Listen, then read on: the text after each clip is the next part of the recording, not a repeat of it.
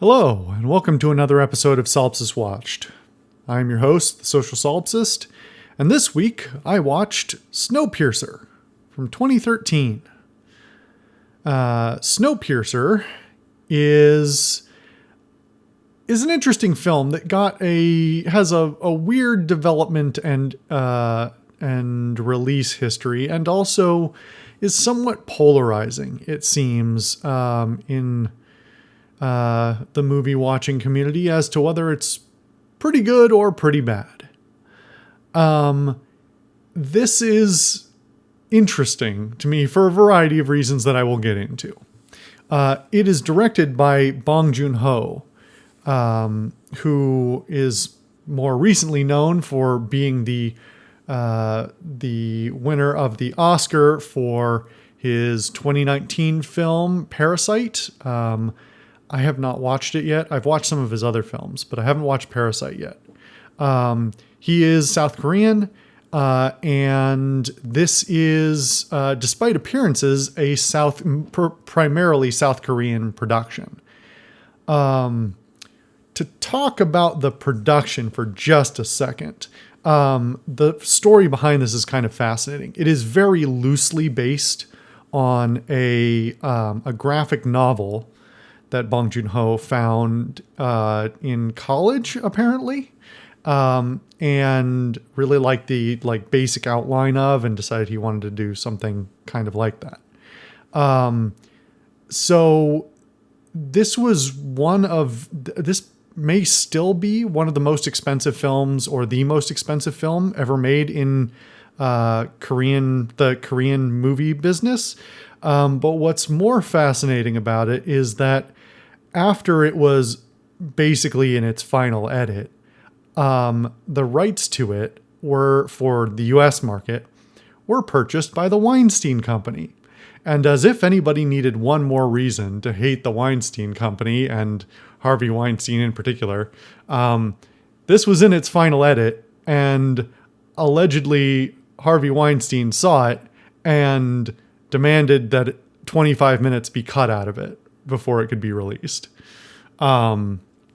Thankfully, in short, that was not the case. The final theatrical release was the full director's cut. However, it was deliberately sabotaged and only released on a very limited number of screens.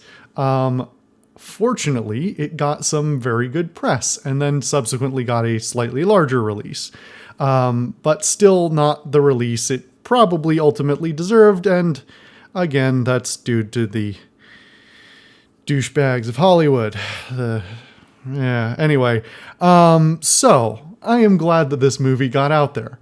Bong Joon-ho has made half dozen films prior to this one. I believe exclusively in Korean. I think this is his first film in English. It may be his only film in English, actually. But I've been kind of a fan of his for a little while. I don't think he's really incredible all the time, but what I've seen I have largely enjoyed or thought was pretty excellent. This film is really interesting for a whole bunch of reasons.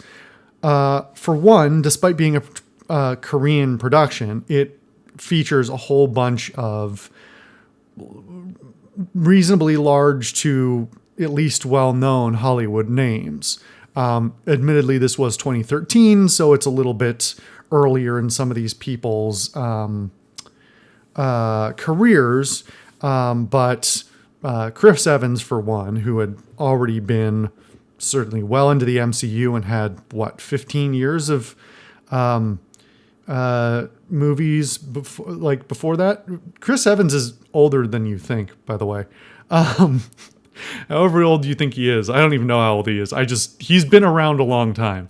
Tilda Swinton, Octavia Spencer, John Hurt, Ed Harris, and a couple of others. Plus there's a couple there. This is it's a very multicultural film, and it's got some actual some primary characters who are, non-American, basically, is the main thing. But seeing the breadth, or at least some more diversity in both race and gender and nationality and language is always really interesting. Not something you see even today crazy often in Hollywood. It still seems to be a struggle for some reason. And that is important not only because it makes a film more interesting naturally by a variety of people being in it, but also because it drives directly into some of the core elements of this film and some of the things that I really appreciate. So as far as the overall plot of the film goes, it's a relatively simple story. But how do I talk about this? The plot is not what I appreciate about the film. And I think it may be the reason why a lot of people don't like the film. If you are just watching this film for the main plot and how the characters reach from their beginning to their end, I could definitely understand why this would upset some people. I'm not going to get into all of that, but I do want to sort of pivot and talk about some structural things about the plot and the film as a whole, and why I think there's some really brilliant stuff in here, even though I have critiques of my own. A big part of this film is about two shapes. Don't worry, I'm going to explain this. It's about lines and circles. The basics of the plot is that there's a big train. It's extremely long. Apparently in the, it's supposed to be 1,001 cars long, which is a little absurd, obviously. And that the poorest people with the least and the lowest class people are at the back, and the highest class people are at the front. And it is a very, very obvious allegory. It's explicitly saying what it is, which is that it's a critique of social stratification and economic disparity. It's abundantly clear from the very beginning, from the very first scene, that is what's going on, and that is what Chris Evans's character Curtis is most focused on upending. This gets into cinematography as well, because so much of the film is about moving forward and backward in the train. And you see this in the cinematography because Chris Evans is framed as the main character. I'll get back to that in a moment. But we're following him most directly most of the time. And much of the film is done from the movement in the film is done from a lateral perspective, looking from the side. And there's I'm forgetting the terminology for this. There's this sort of art psychology thing that is well known, that people moving right in an image are generally viewed positively and are looked at as forward thinking, and basically that's right is the direction of progress. And contrastingly, left is people who are, somebody moving left is somebody who is regressing, doing something bad, or otherwise returning in a way that feels awkward. And if you haven't ever noticed this before, sorry for ruining every movie ever for you now. You're going to notice it a lot more if you can't remove that from your mind. because it is extremely common in all kinds of films that you'll see the direction of movement be very important. It's just sort of ingrained. I actually don't know whether it's a like pretty widespread, like worldwide psychological thing, or whether it's more culturally specific in any way. But this is not limited to cinema either. It's something that was observed, basically back like certainly in the Renaissance period and things like that. You'll see it in art from that period, and I assume before as well. Anyway, I digress. My point here is that so much of the film is about moving linearly through this sort of absurdist structure of the train, this immense train, and going right means going towards the front of the train, and going left means going towards the back of the train. And that's not necessarily just about movement either. It's about which way characters are looking, characters are facing, and it's about positions of power. It's used as a visual metaphor about positions of power and how structure is either being upended or maintained. And that gets to the other piece of geometry we're going to talk about, which is circles. And so much of this film is about repeating events and cycles of maintaining the status quo. Again, with this metaphor of social stratification and this perpetuation of a balance of power versus an upending of power structures. I don't want to delve into this too much because I don't want to spoil too much about it. Obviously, I'm already talking about sort of the thematic stuff, but so much of the film is talking about how structures are perpetuated, even when they seem to be being upended. How moving forward is not always progress. It can be a maintenance of the status quo. And structurally within the like physical space of the train, a lot of it is about this maintenance of the idea of the train as basically the whole world.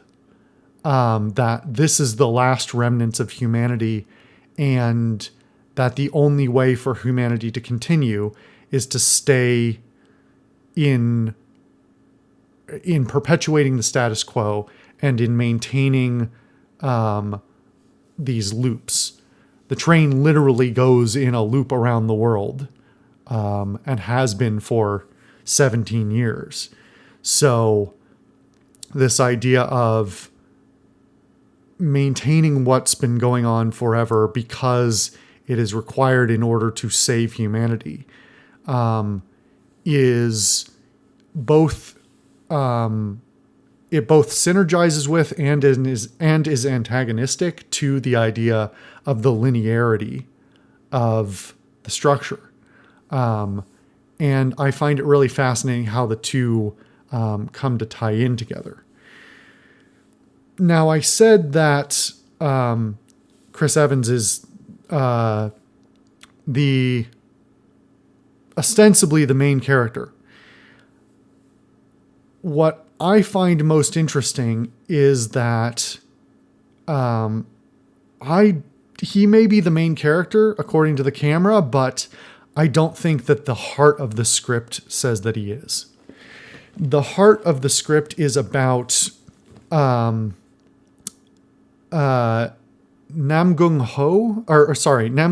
Min-soo and his daughter, who are the two primary Korean leads in the film.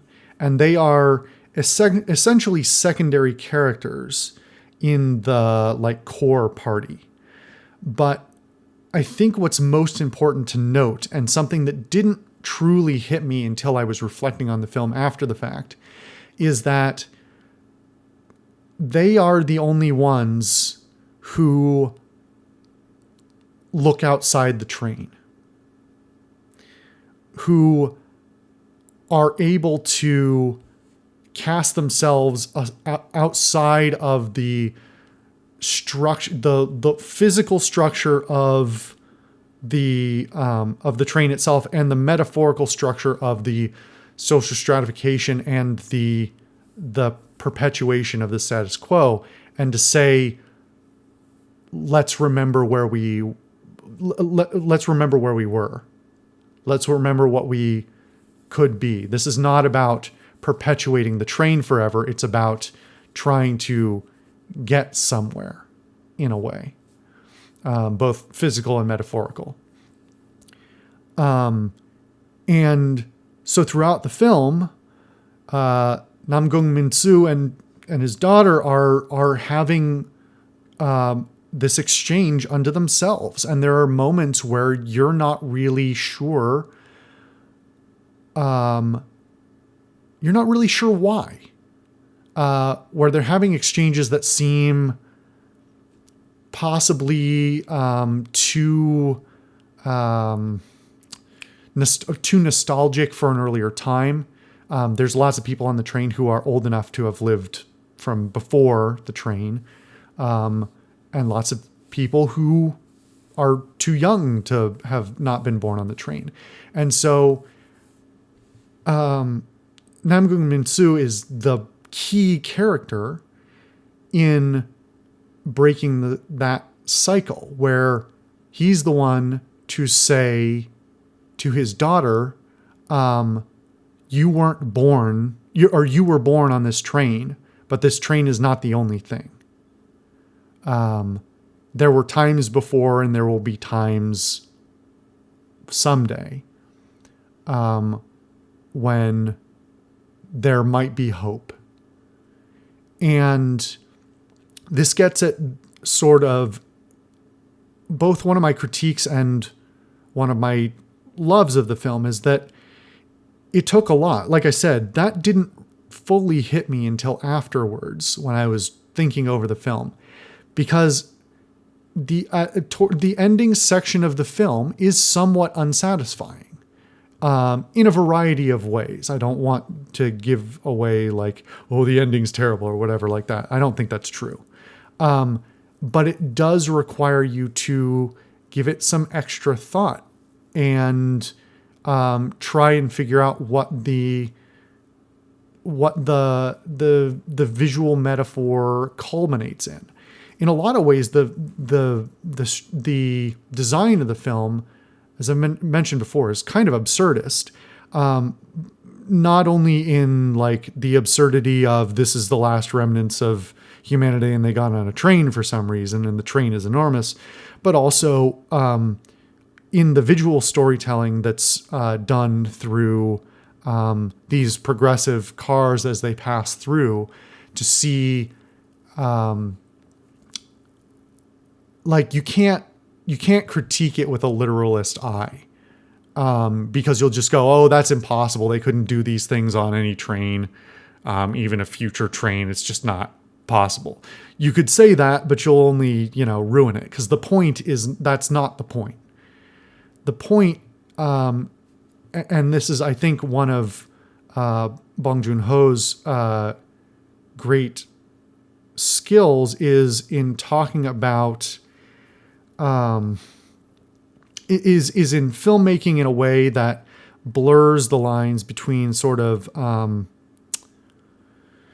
surrealism and absurdism, while still grounding it deeply in a reality that is believable to the level that is necessary. So even for these absurd features, it's still very much telling a human story about human feelings. I don't know how, I'm trying to think of a better way to put that, but, and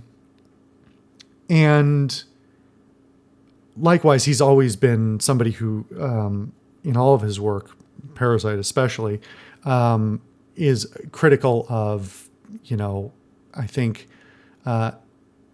economic and social stratification in general, and I would say capitalism and capitalist structures in particular.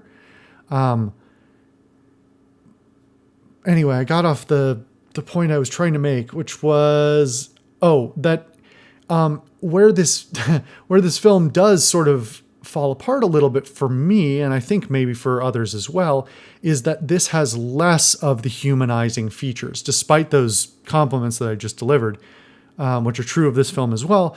This has less of the humanizing features that some of his other work has, where it's so much focused on the human element and the interactions between individuals and the relationships that are developed.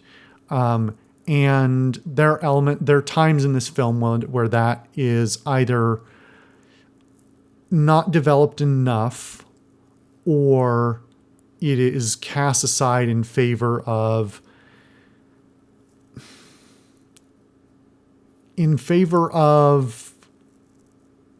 other tones. There are scenes in this film. There are scenes in this film that I like, but I don't know that they belong. And there's a secondary layer to all those scenes where they work as part of the metaphor. They work as part of the critique of social structure, but in a literal sense of the direct storytelling, they muddle the theme and they muddle the tone. And so from beginning to end, the film that you thought you were watching at the beginning is very different from the film I think you find yourself watching at the end. And in some ways that's really good, and in other ways it damages the overall message and it damages the continuity of the film. But there's so much else to like, to the point that I will probably watch it again soon because of all the things it's made me think about. That for all its flaws, I think I really like it. As far as talking about the performances and some of the dialogue, there are times, similar to certain scenes that I think don't work so well. There are times when I wish it had pulled back and been a bit more art house. There are plenty of times in this film that feel very sort of like art house film, almost to the point of French New Wave, abstraction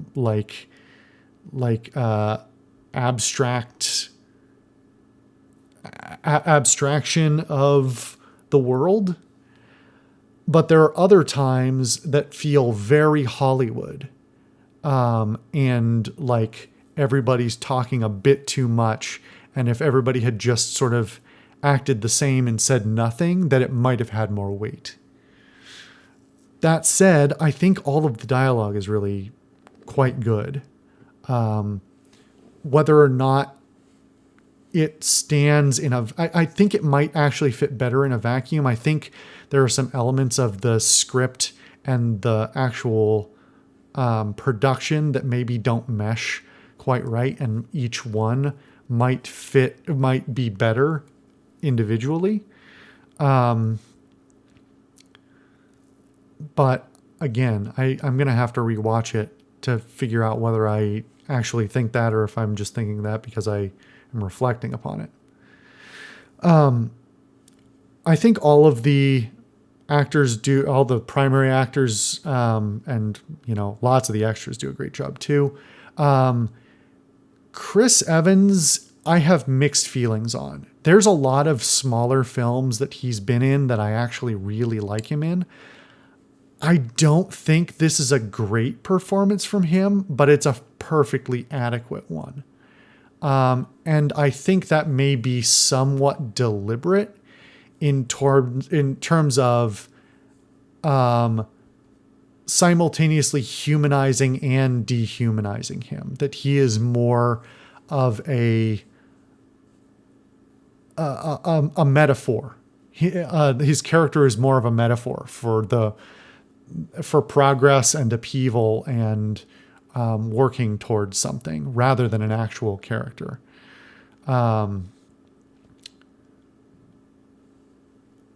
And I mean, aside from him, I think there's some really standout performances.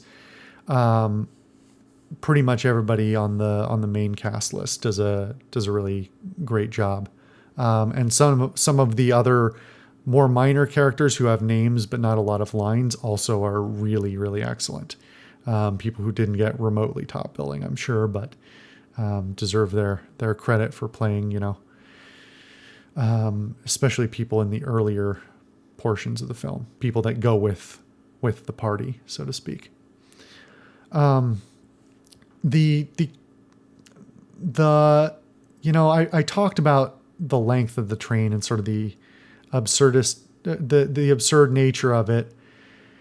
The one critique I think I have of the train itself and how the film is structured is that even for the length of the film, which I think is a bit over 2 hours, it's just over 2 hours. Yeah. Is that the film feels quite long, and that's not necessarily a bad thing, but it also feels like, though I don't think they ever state the number of cars on the train, it does not necessarily feel like the sense of the time and space that is traversed is not articulated that well cinematically. And I'm sure a lot of that is just down to, how many sets can you possibly build? You're not going to build hundreds or thousands of sets to just to have them walk through them. It's just not reasonable. But I think there are some elements that could have been done there to make it feel like a little bit more of the passage of time and space. In addition to all the other cinematography things that I've both complimented and critiqued, I think there's some really good... let me start with the bad. There's some questionable cinematography in certain scenes. More action-oriented scenes, I would say in particular, tend to suffer a bit more. There is some style over substance cinematography that's used from time to time, and not necessarily in a particularly interesting style. It's more style, if that makes any sense, than real cinematic vision. On the other hand, I think a vast majority of the cinematography in the film is really, really excellent. The use of framing and light, in addition to the costuming in the sets, and just the overall visual composition of shot to shot and scene to scene across the entire film, is part of what lends itself to that thing that I mentioned earlier about, the feeling of a change as you progress through the film, from watching one film to watching a rather different film. And I think that's really a credit to giving a certain feeling to the progress of the story.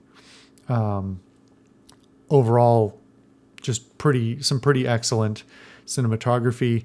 always been, I think, a pretty strong, a strong suit of Bong Joon-ho. So I'm interested. Have been eager to watch Parasite for a long time now, but man, this list is too long. Yeah, I mean, there's a lot to like here. And there's definitely some things to not like so much either. If you've watched it yourself, if you like it or don't like it, I would love to hear your reflections. If I have missed any insights you have, or you find any of the insights I suggested interesting, I'd love to hear if that changes your opinion at all. Since I do know some people who may or may not watch this, who I think didn't like this film. I think at least 2 people. But maybe I'll poke them and see if they'll watch this.